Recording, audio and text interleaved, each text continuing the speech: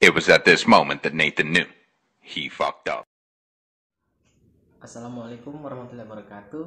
Perkenalkan, nama saya Supriyono Hamdani Mogol dengan nomor induk mahasiswa 1811006. Nah, baiklah, di sini saya akan memaparkan sedikit materi sosial hukum. Nah, sosial hukum di sini yang akan saya paparkan itu terdiri dari beberapa materi. Nah, yang pertama yaitu tentang hukum responsif. Teori hukum responsif. Lahirnya hukum responsif dilatar belakangi dengan munculnya masalah-masalah sosial seperti protes massal, kemiskinan, kejahatan, pencemaran lingkungan, kerusuhan kaum urban, dan penyalahgunaan kekuasaan yang melanda Amerika Serikat pada tahun 1950-an. Hukum yang ada pada saat itu ternyata tidak cukup mengatasi keadaan tersebut, padahal hukum dituntut untuk bisa memecahkan solusi atas persoalan-persoalan tersebut. Nonet dan Zelznick berupaya untuk menemukan jalan menuju perubahan supaya hukum bisa mengatasi persoalan-persoalan itu.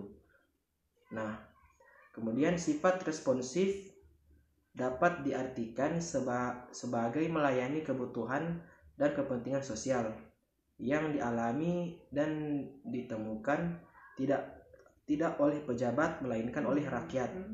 Sifat responsif mengandung arti suatu komitmen kepada hukum di dalam perspektif konsumen. Nah, selanjutnya materi yang kedua yaitu stratifikasi sosial. Nah, stratifikasi sosial menurut Peter Sorokin adalah perbedaan penduduk atas masyarakat ke dalam lapisan-lapisan kelas secara bertingkat atau hierarki. Dalam karangannya yang berjudul Social Stratification mengatakan bahwa sistem lapisan dalam masyarakat itu merupakan ciri yang tetap dan umum dalam masyarakat yang hidup teratur.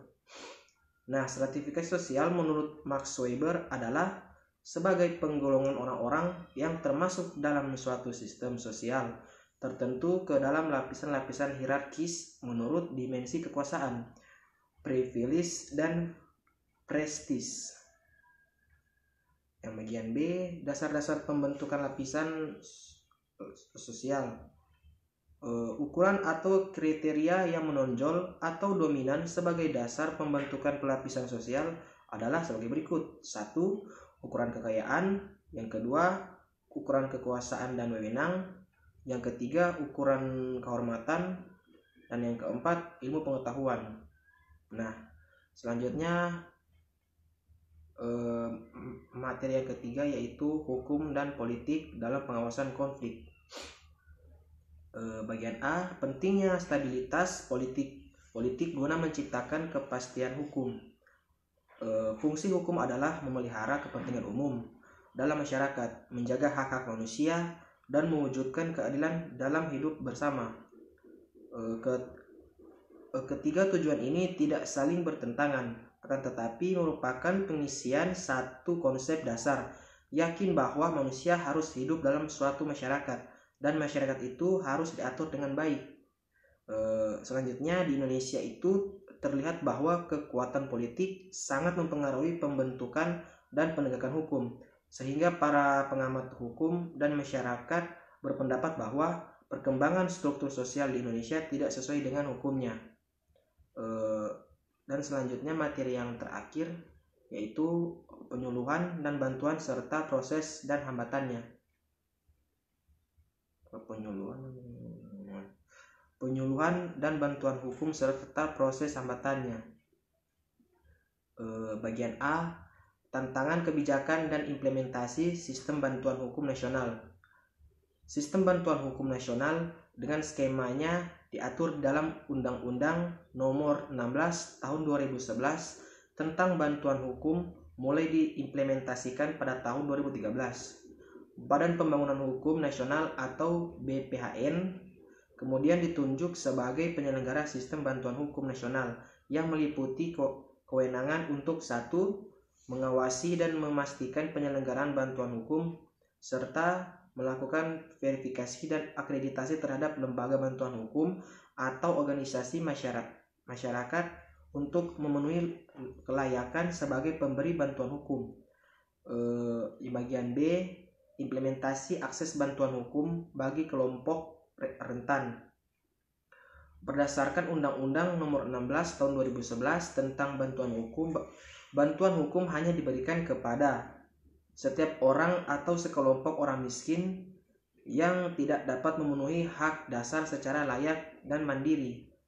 Sebagai konsekuensi untuk mendapatkan layanan bantuan hukum yang diberikan dengan seksama undang-undang tersebut, maka permohonan bantuan hukum harus menunjukkan dokumen-dokumen yang memvalidasi status miskin mereka, seperti surat keterangan tidak mampu atau SKTM, dokumen-dokumen lainnya seperti kartu jaminan kesehatan masyarakat, bantuan langsung tunai, kartu beras miskin, atau dokumen lain sebagai pengganti surat keterangan miskin. Dan bagian C, ketersediaan dan kualitas bantuan hukum. Berikut ini adalah beberapa persoalan terkait dengan ketersediaan dan kualitas bantuan hukum di Indonesia. Sebagai berikut, yaitu 1.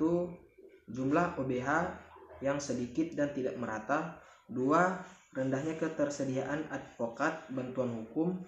Yang ketiga, keberlanjutan operasional OBH. Dan yang keempat, kualitas pemberian bantuan hukum. Nah, demikian itu tadi hasil paparan sedikit materi dari sosiologi hukum dari saya. Demikian, saya mohon maaf apabila ada kesalahan. Bila taufiq wal hidayah. Assalamualaikum warahmatullahi wabarakatuh.